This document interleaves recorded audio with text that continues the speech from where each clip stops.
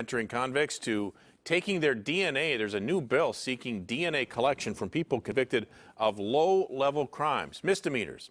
Critics call it unconstitutional. But as Lamore Abrams reports, the proposed law aims to solve more cold cases. The bill failed last year because critics argue it seeks DNA from people convicted of petty crime. But the bill's author, a former cop, says DNA is a common sense tool crucial in solving all senseless crimes.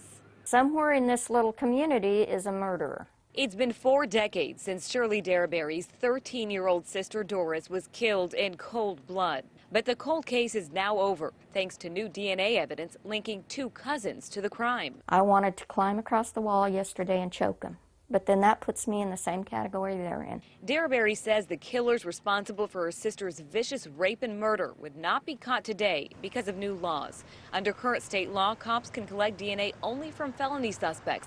But under Proposition 47, many violent crimes are reduced to misdemeanors, and there are far fewer DNA samples taken. Well, here we are covering for a small percentage of the population.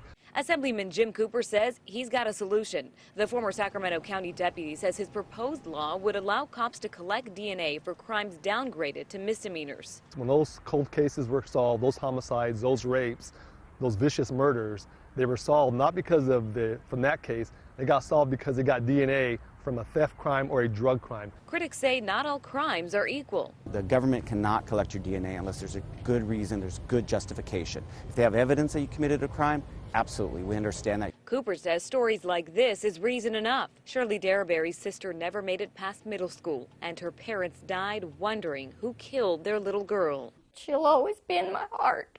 Derryberry is expected to testify at the bill's first committee hearing next week. A recent study shows DNA collected from those who've been arrested has helped catch suspects in hundreds of rapes, murders, and other very serious crimes in California.